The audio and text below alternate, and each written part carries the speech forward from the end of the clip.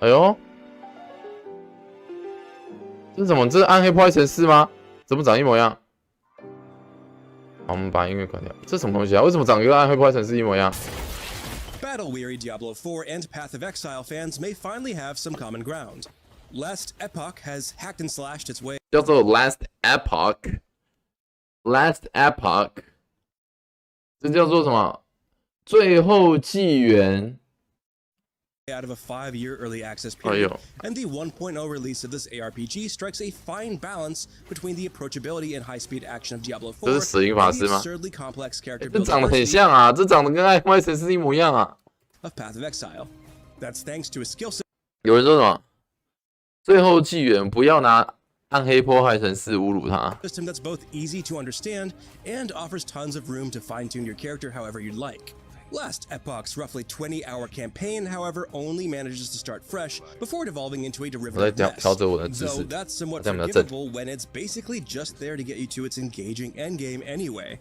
If you can stomach that, as well as some technical clunkiness, the climb to level 100 is lined with mountains of great loot and fun fights that made it well worth sinking. 不行啊，每个游戏都是 fun fight and loot， 就是说打宝这样子，他们就是一样，有什么差别吗？有什么差别吗？我想要直接知道有什么差别。哎呦，看到没有？法师、圣骑士、野蛮人或德鲁伊，哎，这个还是法师吗 ？Anyway， 长得有点像。换铁不换药，是不是这样讲？这名字也叫那个啊 ，Rogue 啊，罗格啊。 弓箭手 which is chronically ravaged by swarms of zombies, sword-wielding birds, and giant crabs. If you saw the name Last Epoch and immediately thought of the time-warping Epoch from Chrono Trigger, just wait until you meet Elder Gaspar at the end of time. 这个有点像《暗黑破坏神4》有人有玩的，可以直接跟我讲这个到底差别在哪？ No, you're not experiencing deja vu. Last Epoch borrows liberally from Chrono Trigger both in its story and in its setting, using that inspiration to provide a mostly serviceable explanation for all the action happening on screen. To make it clear just how deep the parallels run, it's established early on in the campaign that Itera will inevitably end up destroyed in the future, and the duration of the main quest that follows. I just can't. 我是看不出来，现在我已经看了2分钟，我看不出来它跟《暗黑破坏神4》的差别。变化性更大，类似 D2， 会有。 打 S 有打到有阴影，打到阴影。Spent running back and forth between each of Last Epoch's 5 suspiciously familiar eras to secure this game's time-traveling epoch and prevent that from ever happening. On the precipice of a broken world, there is hope. 你看他这个跟《暗黑破坏神4》那个光头佬的场景一模一样啊，他只是把它变成链子，原本那个是血啊，中间是光头佬和莉莉丝啊。 But unlike the masterful story 组成这个是叫做死灵法师 that this is clearly based on, at no point does Last Epoch ever establish why anyone involved should care. 我玩很少游戏，我只能这样去想。 At least there are a few fantastic boss fights along the way, like the Kraken-esque Lagon and the towering Temple Guardian, to pronounce the former as best as I could. But for a game that puts its story in such direct comparison with an all-time classic, it doesn't do a lot to try to live up to it. After all, this world was gone. This world was gone. If they devoted themselves to despair, did welcome them. Radical Schemers. At least sets itself apart mechanically by introducing several new layers to its otherwise. 等一下，这叫什么？最后纪元啊！举例它的非黑点祝福之锤连锁闪电之幕，变化性更适于 D2， 所以说这是外皮像暗黑破坏神4。 外皮像暗黑破坏神4，世界演唱会暗黑破坏神4的暗黑破坏神2技能游戏，是不是？如果真的是这样的话，就好玩了。Conventional systems, Hi, Leo. Like Ward, which acts as a regenerating shield on top of your health pool, or your mana pool being able to dip into the negatives. I did miss having a dodge roll, but the action still feels deeper and more methodical than Diablo without overcomplicating that simple yet satisfying ARPG loop. It's slightly off-putting that the 5 pre-made characters always look and sound exactly the same. 野蛮人 But once you make it past the opening levels, the staggering degree of customizable depth in Last Epoch's skill system begins to blossom in a way I haven't seen in any other ARPG.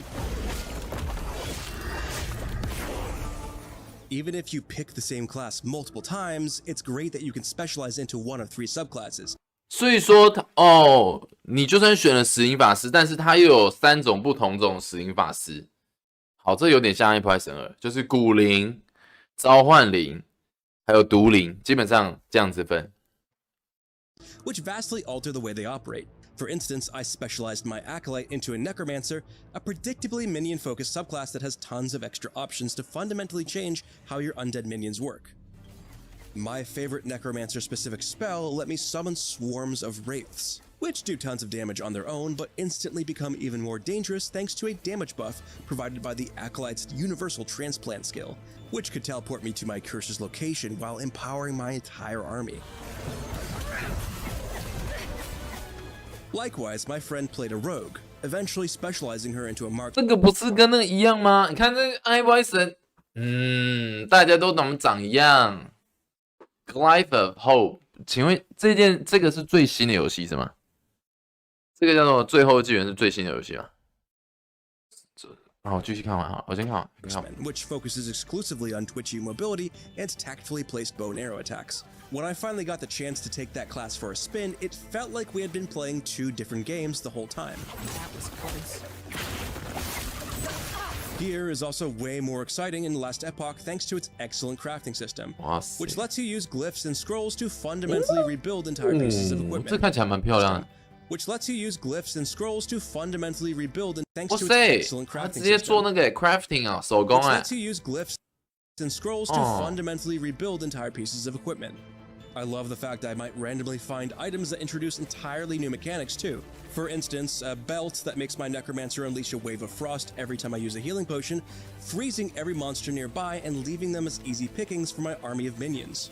Instead of hunting for gear to support a specific build, it often works the other way around. I'll be inspired to retool my character's skill specializations and passives if I find a particularly interesting armament, and the flexibility to easily respec encourages creativity at all times.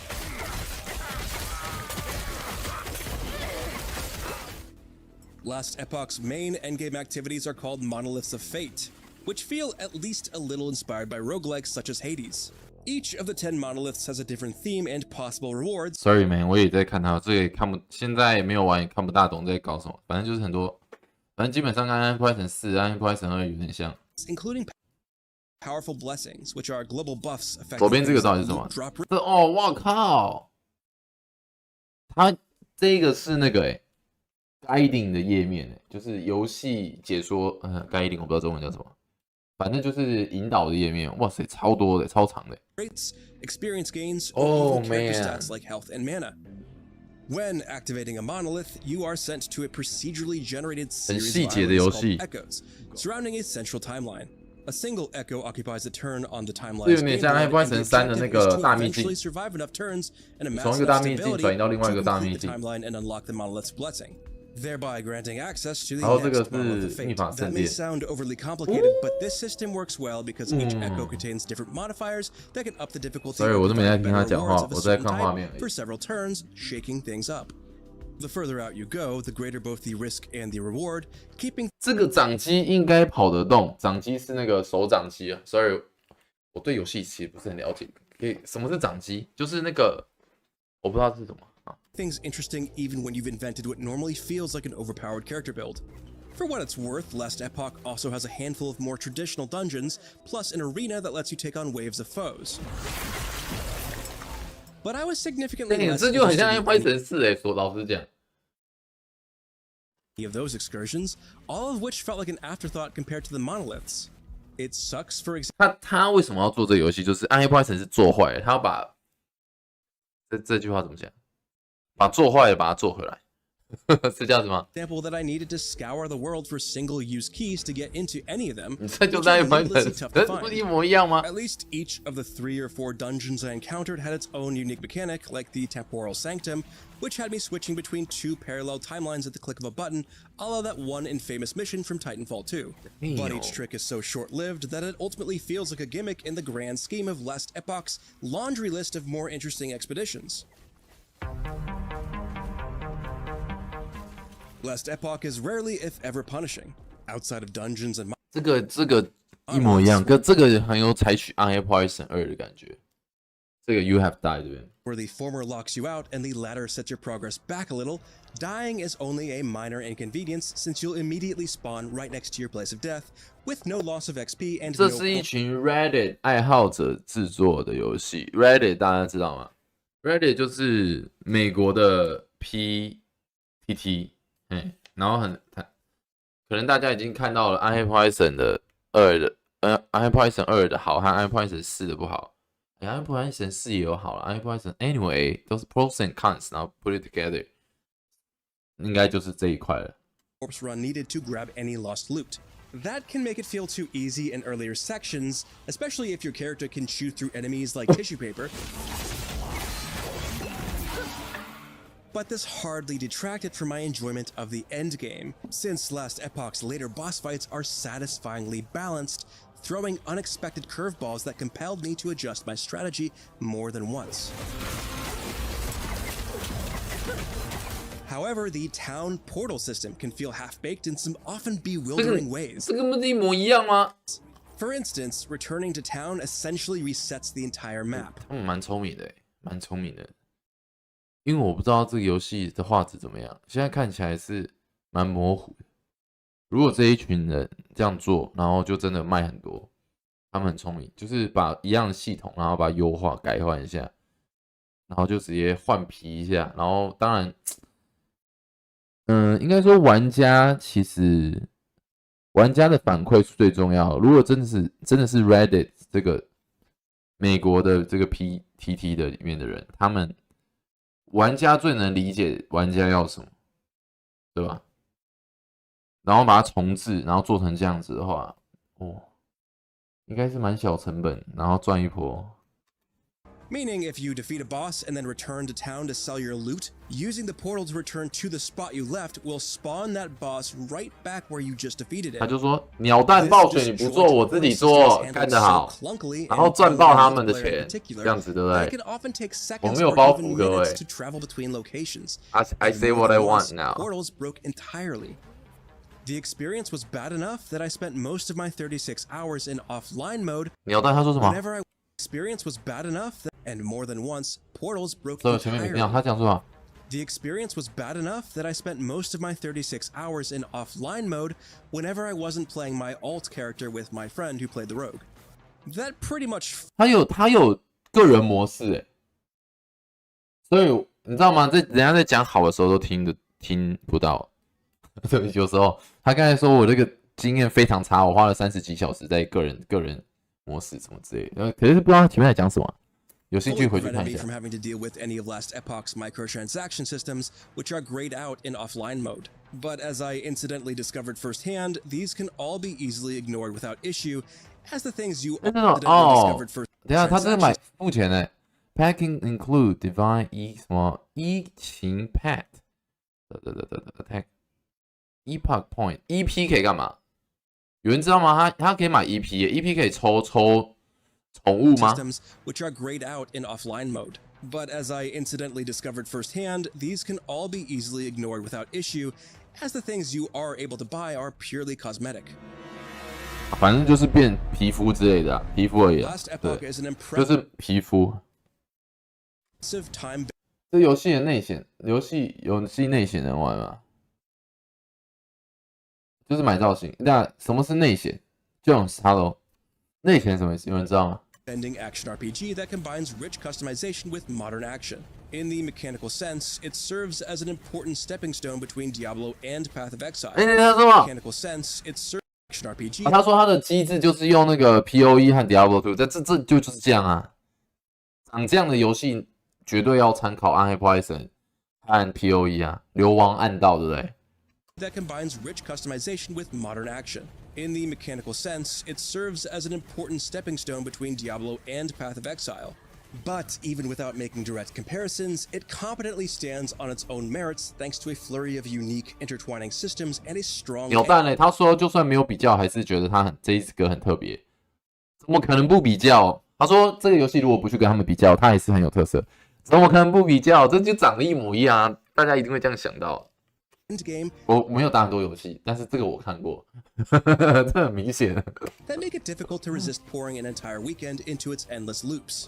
等一下哦，这个游戏内显能玩嘛，然后不用显示卡哦，就是只有 CPU 跑。我有试过，我有试过，我有试过用 CPU 跑那个暗黑2。如果这个东西跟它很像，应该是跑不大动。对，我把暗黑2重置版的，然后所有效能关到最低，因为我有一台电脑的显示卡坏掉了，所以它有时候有，有时候没有。当它没有的时候，我就把它装到我的 CPU 上面，就是你们所谓的内显，那就是会有一点那个野蛮人的脸，可能半张是黑色的，对不对？就是它那个你是可以玩啊，可是它那个脸会有点黑黑的，然后地图上有点像那个一坨一坨黑黑的在地板上，就黑色，没办法显示，没办法写出来。